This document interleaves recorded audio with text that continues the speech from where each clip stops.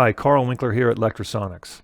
This video is a fourth in a series of 4 wireless side chats that were originally given on Facebook Live.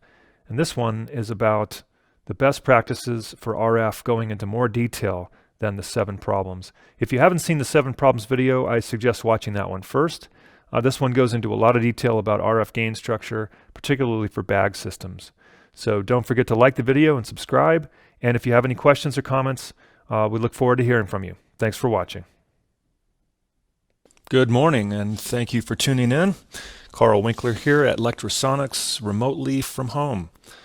And I see a lot of familiar faces out there, familiar names, and some new ones as well. So thanks for joining me. And what we're going to cover today is more best practices with RF. This was per my poll on the Lectrosonics Facebook group the other day about what do you guys want to see more of, and the far and away best answer was this one. So I started from the 7 most common problems deck and improvised on a number of important subjects for RF best practices, particularly RF gain structure. So we'll spend a lot of time on that. And let's go ahead and get started. If you don't mind, if you can hear me, just go ahead and give me a thumbs up. That way I'll know that you guys are out there and are able to hear me okay. Thanks.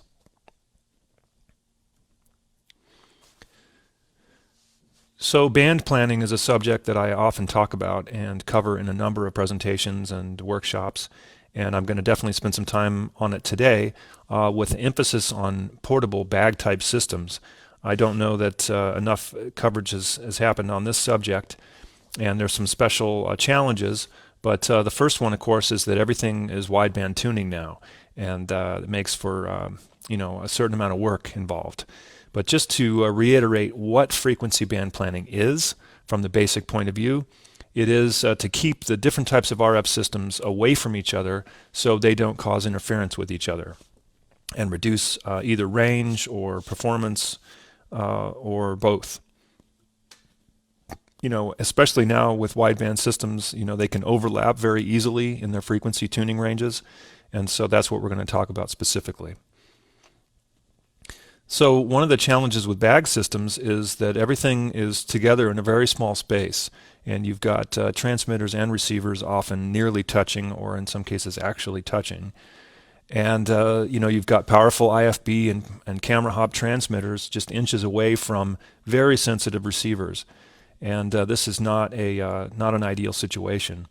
And this is a picture I got off Instagram from Callie Williams, and she gave me permission to use this. But it shows a typical modern bag system, and she had just gotten an IFB to go in there. And it looks like she's using the SMQV transmitter outboard on the front of the bag there as her IFB transmitter. So that's pretty good practice, but we'll get into more details here. So in terms of strategies for bag systems, outboard your IFB and camera hop transmitters, just as you saw in that picture. And physical distance makes a big difference. And external antennas for either your transmitters or your receivers can be a key thing. And careful band planning. So we're going to cover all these things before we get into RF gain structure. So as I said, outboarding is really key. And sometimes bags offer external pouches. Sometimes you just want to clip something to the bag, or you can mount your transmitters higher up on the straps and that kind of thing. Don't forget the inverse square law. Every time you double the distance, you reduce the signal by 6 dB.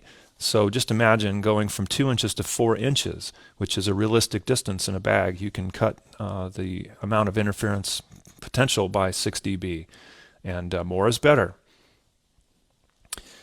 In terms of external antennas, I'm always amazed how few people know about this particular device. This is the ACO-AX-TX antenna. It's got an SMA connector on it. It's about 4 feet long, and it can be used for either transmitters or receivers. And so, for instance, this would be a great way to remote antenna your IFB transmitter and mount it up on your strap. So these are block specific. You can actually make them yourself. There's a YouTube video on our channel where Gordon shows exactly how to make these. and really a handy device.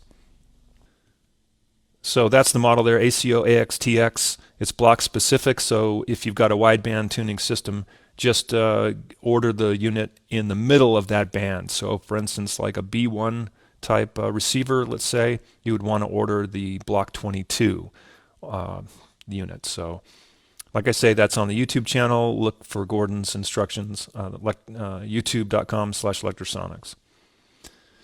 Okay, let's look at some more strategies. As I mentioned, careful band planning. So what does that look like in today's world? Because of everything being wideband. So here's an example.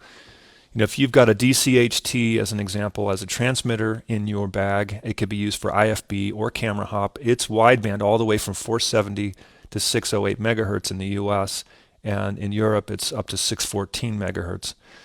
Then you've got 3 SRCs for 6 talent mics, or a couple boom mics plus talent labs, 2 of them in the A1 band and 1 in the B1 band. And then you might have an LT or an SMQV or whatever as an IFB transmitter in the B1 band. So this is an example of a typical bag system, if you will. And you can see the challenge here, how close these are to each other and the overlap involved. So one strategy is to kind of sequester each of these units into a band that does not overlap with the other devices, and pay particular attention to leaving room between your close-in transmitters and your receivers that are nearby. It's not too bad to have the transmitters close to each other in frequency, but the closer they are physically and the closer the frequency is, the more intermods that they'll generate with each other.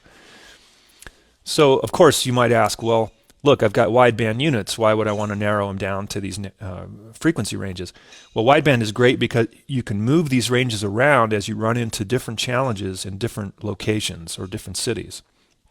This is just one example. You certainly don't have to lock this in. But this gives you an idea of how to make sure that things don't overlap each other, which is the key here.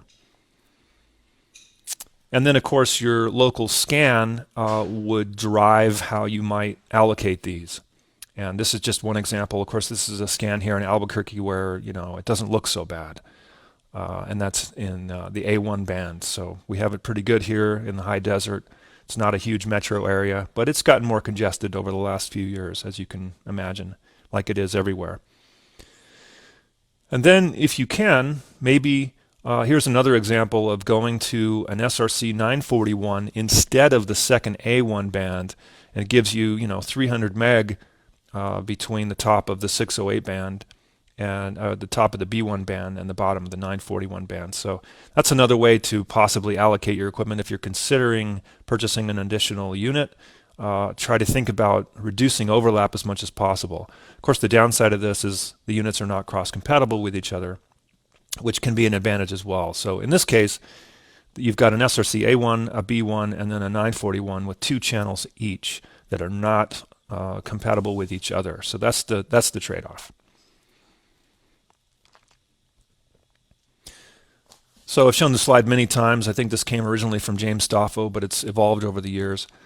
This is an example frequency band plan showing if you had a large system that you needed to coordinate, how you might chop up the different bands with the different types of equipment, starting with VHF, like your Comtech low-band VHF equipment, and then you might have some VHF IFB systems from Lectrosonics in the 174 to 216 band. Your walkie-talkies, you want to be mindful of them. They can really be a problem because they're right up against the bottom of the Block 470 receivers. So anyway, this is just one idea of how you might split up your frequency bands between all the different types of gear to get different types of jobs done, and so that they don't step on each other. Okay, moving on to section 2.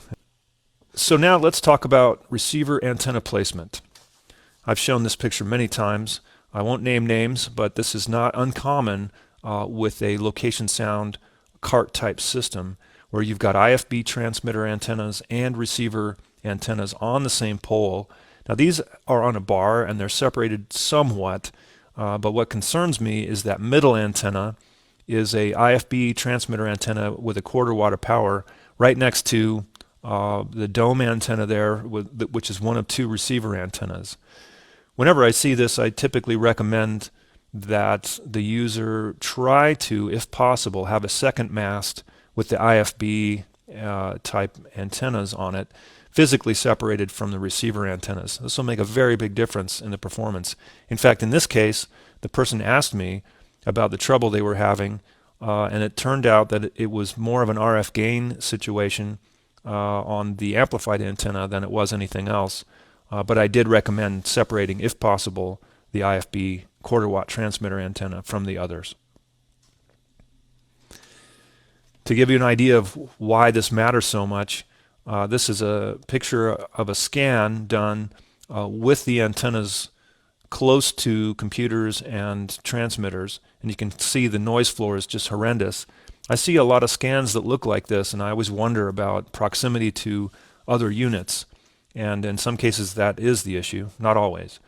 But just by remoting the antennas and moving them separate from the transmitters and from the computers in the rack, this is the scan. It looks much, much better with lots of room to stick your wireless mic carriers. So please keep those things in mind.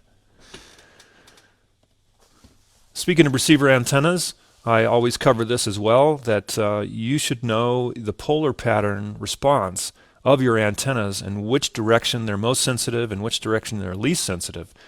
For one thing, most people think about pointing an antenna towards their desired source, and that's certainly the primary thing you want to do.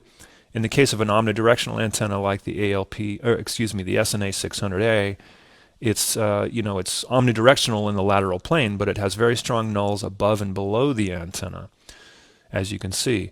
So what I want to emphasize is that you can point the null of the antennas towards undesired sources. If you want to try to block something out, this is one way you can do it. And signal to noise is really the name of the game in wireless mics.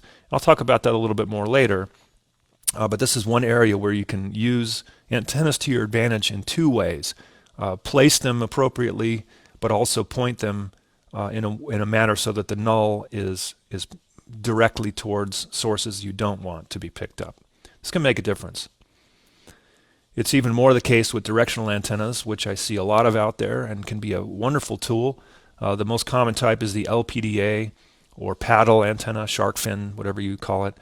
In the lateral plane, it's got something like a cardioid pickup pattern, so it's not a laser beam. It's fairly broad. I would say it's got 60, 70, 75 degrees of coverage to the front, and then a gradual roll off to the rear. Above and below, again, it has very strong nulls. It looks more like a hypercardioid pattern from above and below. So again, this can be a great way to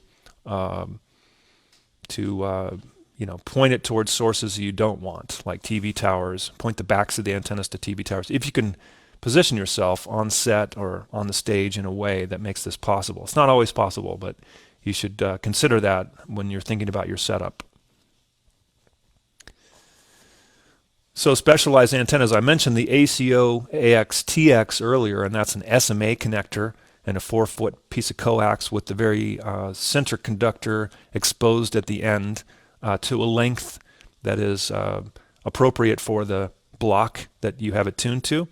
We also make a receiver type or a BNC version of that same antenna, and this can be great for, again, IFB transmitters if you're using a T4, or receivers like a 411A as an example, or even a Venue. And for portable systems and bags, these are great. You can run the antennas up your straps, plug it into a distro, and then feed it to your receivers. Again, this is a great way to keep things separated from each other. And if you're using a 941 type system, either a Venue 2 941 or even the SRC, you can employ the PCA 900. It is an antenna covering 900 meg to 1 gigahertz. And it's a really effective semi-directional. It's something like a wide cardioid pattern. And it's quite small. It's only about 4 or 5 inches tall and very lightweight. So this can even be used in portable systems. I think I mentioned this in the 7 most common problems, but antenna placement, the primary consideration is always going to be line of sight And the secondary will be to consider the Fresnel zone.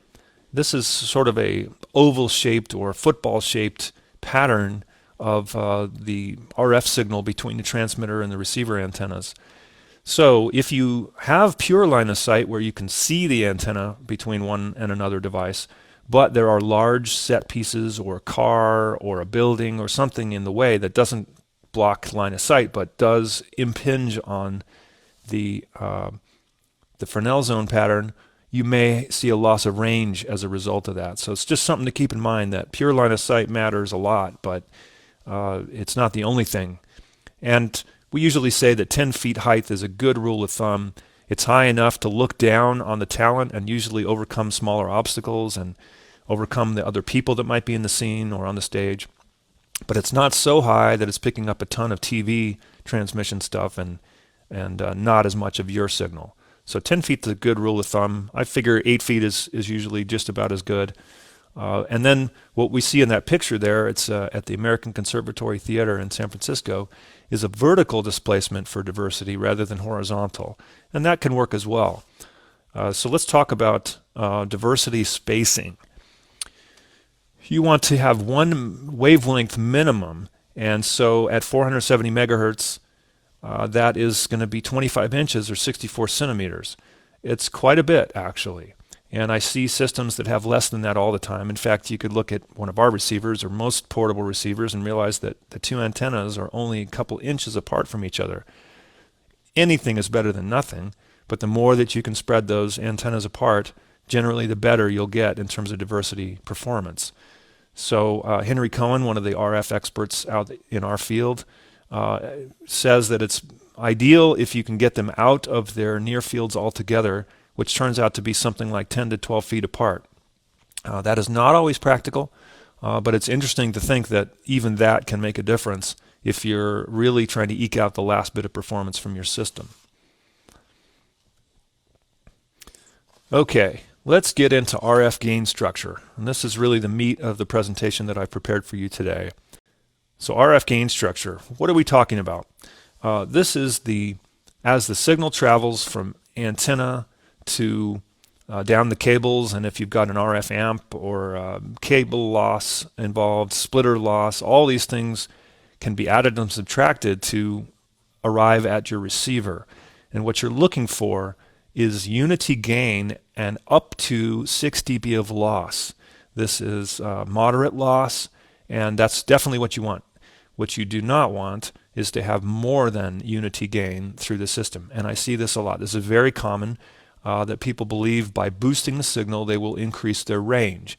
And that is generally not the case if you are not taking the rest of the stuff into account. So really the only reason to boost your antenna signal is to overcome loss through the cable or passive splitters. And it's fairly straightforward math, just addition and subtraction. Sometimes division, we'll talk about that with passive splitters. But the different types of cable have very specific amounts of loss. This is at 700 megahertz. The lower the frequency you go, the less loss. You can imagine the loss really piles up when you get up into the higher megahertz, 900 megahertz and 2.4 gig and so on. The loss starts to really add up with these cables. There are online tables available from manufacturers and other types of groups showing you the various models and the losses they incur at the various frequencies. This is something that you should definitely be knowledgeable about as you're designing your system and as you're setting things up. So here's another thing. I haven't shown this slide in a while, but I dug it up again because I think it's germane. Imagine you've got a transmitter and then 500 feet to a receiver. That's quite a bit. That's like at a football game or something. And you feel like a good way to solve this or to increase the signal to the receiver might be to remote out an antenna on 250 feet of low loss coax, and that 250 feet incurs 9 or more dB of loss. So you've gained 6 dB, you've cut the distance in half, inverse square law, you've gained 6 dB, but you've lost 9.5. So the net result after spending a lot of money on cable is minus 3.5 dB at the receiver in this particular case. So a better thing would be to use a directional antenna that gives you passive gain of 4.5 dB. So in this case, that's a good solution. However, the thing that this doesn't take into account is if there are interfering sources out there in between the transmitter and the receiver that the receiver antenna might also pick up. So you could obviously see that, for instance, another better way even than this would be to add the directional antenna on the cable and move it closer. And I know I've seen scenarios where that's feasible. James Stoffel has a great slide showing that his daughter walked right up to the stage at one of the Super Bowl shows, halftime show, with the helical antenna and got it right up to the stage and pointed it at the singer to get a solid signal. So that is a viable way as long as you've done the math and it's ends up in a better signal strength than if you did it some other way. Okay, I'm going to hammer on this a couple times, and more now with the way the RF noise floor is very high everywhere we go. Filtering and attenuation are your friend. Now, I've already explained that you don't want to be more than unity gain through your antenna system. And what I didn't tell you really is one of the main reasons why that's true. Receivers want to see a particular amount of level. They're very sensitive, and so they can pick up very low-level signals, but they have a ceiling. And that means that just pounding it with RF is not going to be better. It'll actually be worse. So in general, purely passive antenna systems are preferable because anytime you add active components, there is the possibility of overloading them. So let's go through some of this because this is really important stuff. Earlier today, I did this scan showing what it looks like in the local RF spectrum between 470 and 692 megahertz. No, I'm sorry, this is between 470 and 608. I'm still thinking the old days with the C1 band, which is no longer usable here in the US. And what you see is here's a desired carrier. Okay, it still looks very strong, and we see a bunch of strong TV, DTV channels, and some room in between. So this is not the worst scan I've seen. But nevertheless, what I did then is I added filters onto this, and I attenuated the signal, and now what we see is much lower overall level of energy getting into your receiver, and this is the key to filtering and attenuation. Wideband is great. The downside of it, though, is that it's a large open window to an enormous amount of RF energy. And that energy can desensitize your receiver and cause the range of your desired signal to be reduced, even if you're using a lot of power. A lot of times kind of the old school way was just to pound away at it and to use a 250 milliwatt transmitter. Well, today, that's still viable, but you do want to try to reduce your overall noise floor, which will increase your range even more. And the key is the signal to noise. Okay, and here we see, even though everything's attenuated, if we go back to this previous slide and see that the desired carrier was stronger than it is in this version, but we have a huge amount of signal to noise, and this will be effective. All you really need is 6 to 8, maybe 10 dB between your carrier strength and the noise floor. And of course, as you're moving around, you know how it is with multipath that your signal strength will vary quite a bit with your carrier. And you just want to make sure that it stays several dB, 6 or 8, above the noise floor, and you should be good to go. So again, ultimate strength of signal isn't what's going to win, it's the signal to noise. Okay, a quick refresher here about passive splitters. These can be a really handy tool. However, they incur signal loss. The most common type I see, and I've used many times, is the ZSC24. This is a 1 to 2 split, and it loses about 3 to 4 dB per split, which is very manageable. And again, that's well within that window of 6 dB of loss if this is the only thing in your signal path. You might have antennas mounted directly on this and feed it with short cables to your receivers, which I've done with little rack systems as an example, and it works really well. Now, if you go to a ZSC41, that's a 1 to 4 split, now you're losing 6 to 7 dB per split. That's right on the margin. If that's the only thing in your signal path, you could probably still get away with this, but you may consider a mild boost to overcome that. Now then the 843, the 1 to 8 split, I see these less common, but they lose about 10 dB per split, and that's something you definitely would need to overcome with some amount of boosting if this is in your signal path. And so that's the reason why people often use active splitters, and we'll talk about those a little bit more because they have their own challenges. Okay, so let's start looking at some example systems here. This is a simple bag type system with two UCR 411A receivers. These are single channel receivers. And we've got some ALP 690 antennas and 25 feet of RG58 coax. That 25 feet of coax loses about 3 dB. Okay, and we've got a passive split. These are 1 to 2 split, losing about 4 dB. And then some short jumper cables from the distro into your receivers. And these are, let's say, a couple of feet of RG174. So let's just say 1 dB of loss. So, and don't forget your passive LPDA antennas have about 4 dB of boost just by their design. So when that's all said and done, the receivers see about a minus 4 dB signal through all of this stuff. And that is totally fine. That's acceptable in terms of loss. I would think that this system would probably perform very, very well. It's very simple, and there's not a lot of active devices in the chain. We're running these ALP 690s passive in this configuration. So you can see that's a simple, well-designed system, and you see the simple math involved with figuring out what the loss is likely to be. Okay, so let's say we go to longer cables. What's the effect? Well, now we've moved our 690s much closer to the set, and we're keeping our rig where we are. And so now we've incurred 12 dB of loss through these cables. And with everything else the same, now we've got minus 13 dB through insertion loss in this system here. And that's probably too much. I would say that you're probably going to want to figure something out to solve this, because that's a little bit more loss than I would be comfortable with in most situations. So what do we do?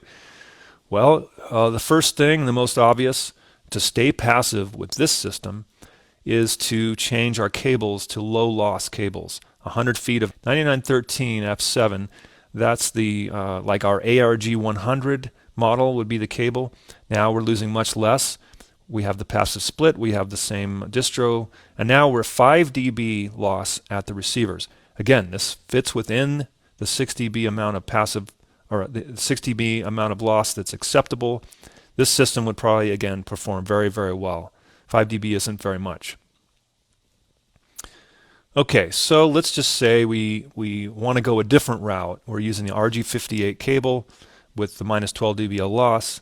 So now we're going to turn on the amplifiers in these 690 antennas. To do that, we're going to need to power them somehow. Most passive splitters do not pass DC. I believe there's some models out there that do, but that's something that you have to look at carefully to make sure that you're not going to try to use passive splitters and pass DC through them. Okay, so we've got bias T, and now with 12 dB of boost at our antennas and the loss of 12, we're arriving at the passive splitters at plus 4. That's totally fine for passive splitters. We're losing 1 dB through here and 4 dB through the passive split, so we're at minus 1 at the receivers. This would work very well. This is a nice clean system with one active stage, and it's likely to work quite well. Now you could vary the amount of boost here if you wanted to knock it down a little bit. That'd be fine. You could pull it down up to 5 more dB to plus 7, and you'd still be at minus 6 here. So that's something we'll talk about a little more in a minute. So let's say that you are using the low loss cables and you keep your plus 12 active dB boost because you feel like, hey, you know, let's get more signal at our receivers to increase range. Now we've got a problem because our receivers are seeing a plus 7, and that's really not ideal. Again, you're pounding the front end of those receivers expecting them to sort it out, and they're not going to be as happy. And you've raised the noise floor as well. So again, think signal to noise, And this is not an ideal situation, but I see this kind of thing quite often, actually. Okay, so now let's put an active splitter. There are a number of these, both rack type and portable active splitters, into the equation. And now, instead of losing 4 dB through this, we're at 0 dB. So let's say we've got 100 feet of RG58, and we've got plus 12 active with our antennas, and they're being powered. You no longer need the bias T units. You're powering them from the active splitter. And so now we once again have a little bit too much boost. It's not terrible. It probably would work, but again, you don't need this much power coming through. You raise the noise floor by 3 dB, let's say. And so I would not say this is ideal. The simple solution to that is just dial back the amount of boost at your antennas. And these are selectable, the ALP690s, in 1 dB steps all the way up to plus 12. And so I would just dial it back 3 dB, and now we're 0 dB. However, notice that with an active splitter, it's an active device like a receiver, and you're hitting it with plus 1. This is not a lot, and it probably will be fine. Most active splitters have a fair amount of headroom. But again, if just for being a purist, I would say you want to knock that down just a few dB. So let's talk about active splitters, because not all of these are the same. For one thing, you want to make sure that the bandwidth of the splitter is appropriate for your system. And I would say that it's good to cover the system bands, but no more than that. So a lot of times there's really wideband distros out there, but if your systems are only A1 and B1, maybe consider a unit that only covers that range. And the next thing to look for is the IP3, or third order intercept figure, and the best splitters are going to have a very high figure there. For instance, our UMC16B, that's a rack unit, has a plus 27 dBm capability at the input. That's quite a bit of signal. And then the other thing to do is that you want to look for any gain or loss that might be incurred by the active distro, and how that would affect your gain structure. I was looking at a couple models, and some of them have plus 2 dB insertion loss, so it's just something to factor in. So what is IP3, or third order intercept? It's a hypothetical point, it's in a sense letting you know what the headroom is capable of in the system. So I'm not going to spend a lot of time on it here, but again, it's something you want to be familiar with when you're looking at receivers, frankly, and active distros, and also like amplified antennas, things like that, RF boosters. They all have these figures. Okay, I'm going to say it again. Filtering and attenuation are your friend. Let's get into more attenuation. And this picks up where we left off just a minute ago. Everything else is the same in this system as it was, except we've reduced the amount of active boost by another 3 dB. And now we're hitting the active splitter at -2. That's a better figure in this case, giving it a little extra headroom. And the receivers are only seeing a -3, which is well within that threshold of -6. So this probably would work better. Your noise floor is down by 3 dB, and you'll probably experience an increase in range, and certainly an increase in reliability. Versus, it's very subtle, the difference here between that +6 and +9, but more boost is almost never necessary. So we're good in all of these three places now. So I've talked about this antenna. It's in our line recently. You may not be familiar with it, or you may. You may own this already. But it's active or passive, and it's rare in that regard. There's only a couple other antennas I'm aware of that have that capability. It also has some filter options when it's powered, when it's active. So you can set it to cover 470 to 700 for some of the other parts of the world, and for the US, probably the best is to cover 470 to 614. And it can boost or attenuate, and that's another very powerful feature. It can do up to +12 or down to -6. And you may ask, why in the world would we ever want to go negative? So I'm going to show you examples of maybe how that would work. So this is more common for cart and bag type setups, is that you have very short cables up to your mast. And let's say you've got ALP690 antennas with that 6 dB of active power, active splitter, and then to your receivers. And notice here that with those short cables only losing 1 dB, that I'm hitting my active splitter at +5, and I'm hitting my receivers at +4. This is not great. So what should we do? Well, what I would do is to actually pull out gain from the antennas to -4. So we're going to attenuate to overcome that passive boost that the antennas already provide. And you've got short cables with very low loss. Now we're hitting the splitter at -1 and the receivers at -2. This would be the highest performance you could probably get out of this a collection of equipment. Okay. Another thing I want to talk about here is passive filters. And we make a model called the PF25. It's a 1-block filter. And I know that in a lot of cities, you might only have one really good block, even though you've got wideband receivers. And again, the goal with filtering is to knock out out-of-band information, out-of-band RF, that is going to reduce your range and reduce your performance. So these are very good filters, very low loss at about only -2 dB, but that's something you're going to have to factor into your gain structure. Because they're passive, they're very difficult to overload, and they don't require power. And they're relatively inexpensive. They're very small. As you can see, it's just a little bigger than the BNC connectors, and you can put these in line between your antennas and your receivers, or between your distro and your receivers, that kind of thing.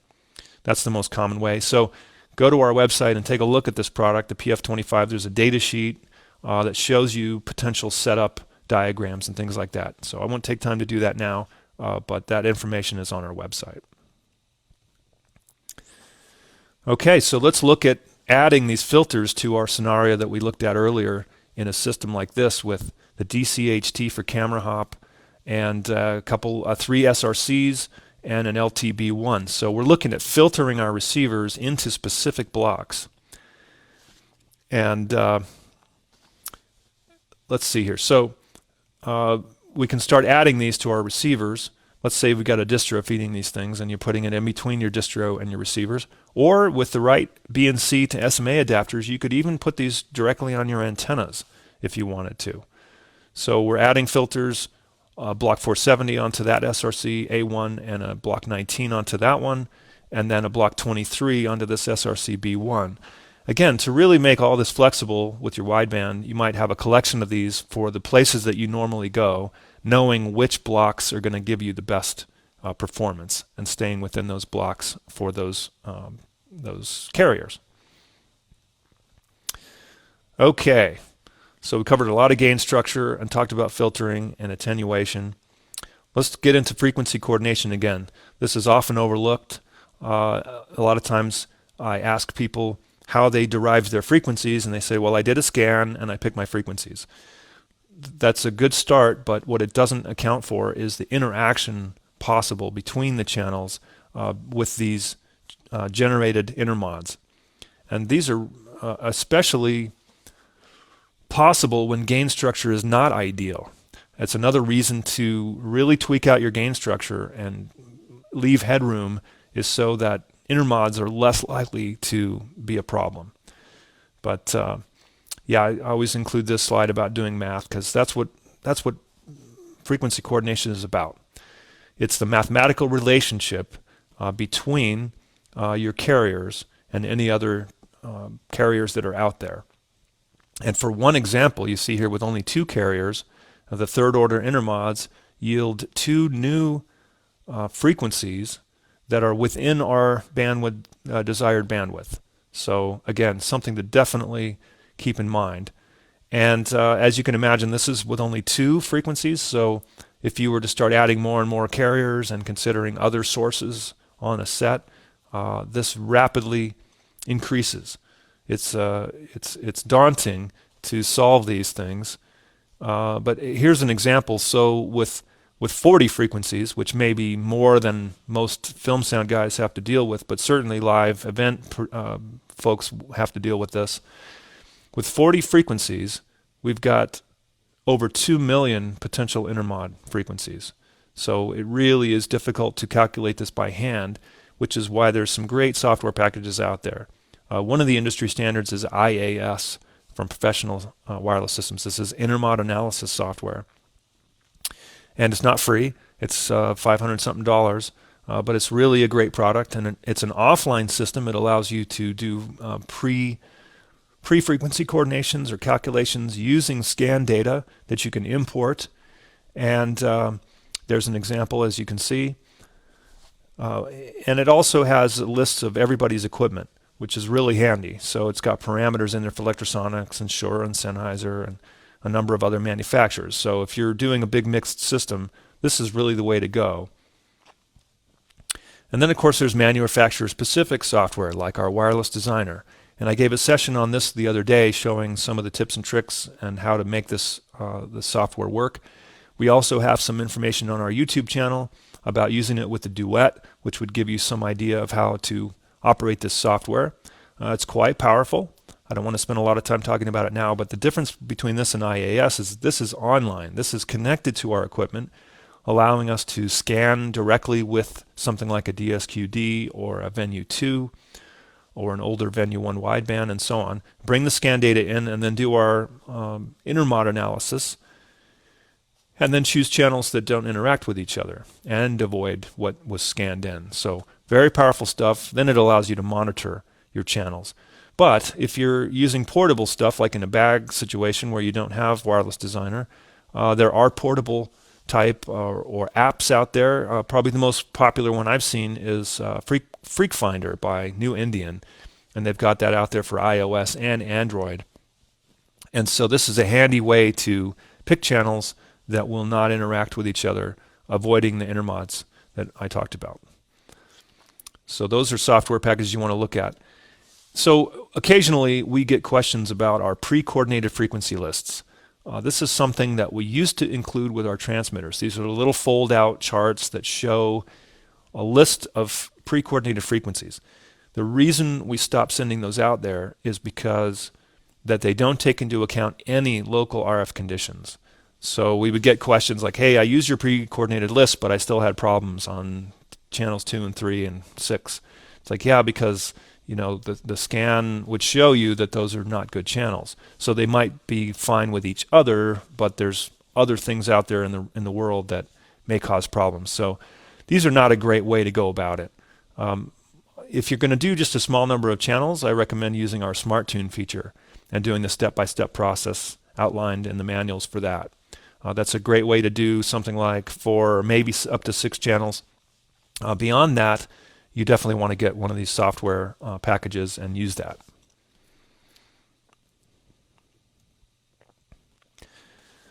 Okay, let's get a little more into transmitter placement. I did discuss this the other day in the 7 most common problems, because this is definitely one of the most common issues. And what I'm showing there is an example of a typical, let's say, correspondent belt pack placement. It's exactly the belt pack placement that I have today for talking to you. And what's good about it is that it's easy access, it's probably comfortable, and what's not ideal is that the antenna might be covered by the jacket or the arm, and then a lot of RF might be absorbed. And for instance, if it was a hot afternoon and I was outdoors speaking to a crowd, and the antenna might be touching a damp shirt from perspiration.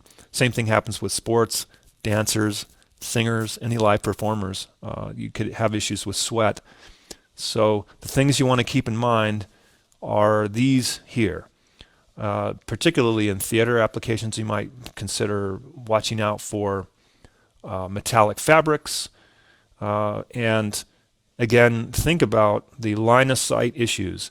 For instance, if a performer is wearing the transmitter on their back, you might have your front of house antennas up there by the console, and they have to see through the performer. So here's the tricks that we use in the industry. For one thing, you can cover the antenna with a plastic tube, and people use any number of things. A straw. James Stoffo years ago recommended a aquarium air tubing of the right dimension to slip over the antenna connector, and then leave a little bit of an air gap. And that's really the key here. Saw a nice thing in Japan several years ago where they use a piece of shrink tubing that's big enough when unshrunk to fit around the antenna connector. They shrink it on the antenna connector and then leave it unshrunk over the antenna and then shrink it on the very end and then trim it. So it's like a tube of air covering the antenna. A small foam pad can work. A neoprene pouch or strap, and we see a lot of those from a number of different manufacturers doing some very nice work in that area. But it helps to keep the transmitters dry and away from the body. So those are the things to think about. I showed this diagram on my other presentation, but having the transmitter on the small of a back gives this ultimate radiation pattern like a supercardioid pattern.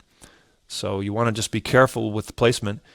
A lot of times, I know in film work they put it on the ankles so that it's not next to a large part of the body, but next to something small. You can put it in a wig or a hat, and this will definitely improve the radiation characteristics, as long as the hat's not metal. Like a helmet probably wouldn't work, although I do understand that for the movie 1917, Stuart Wilson used our SSM in those World War I type helmets because it was the only thing small enough to get in such a shallow helmet.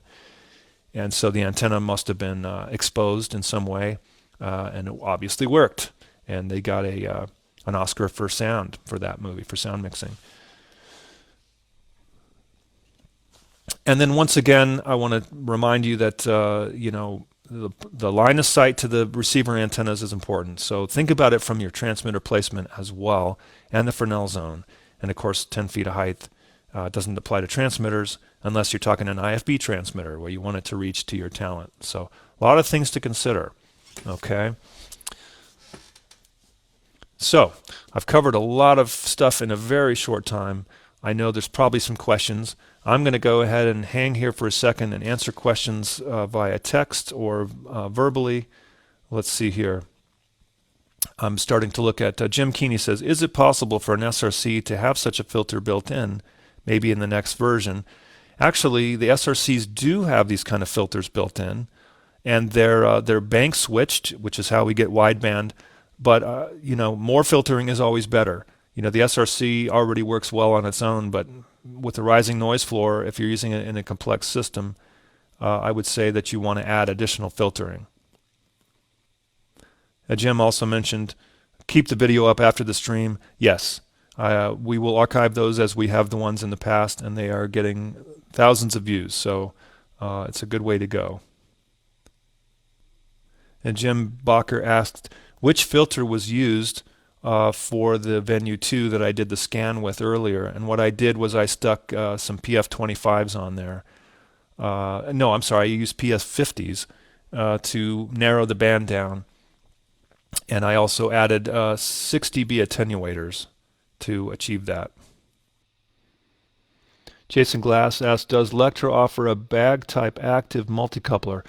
No, we do not. There's a couple brands out there. I would say PSC is probably the most common that I've seen that make portable DC-powered active distro. So go take a look at those. And then a number of companies, of course, make the rack type. But in terms of portable, there's not that many out there.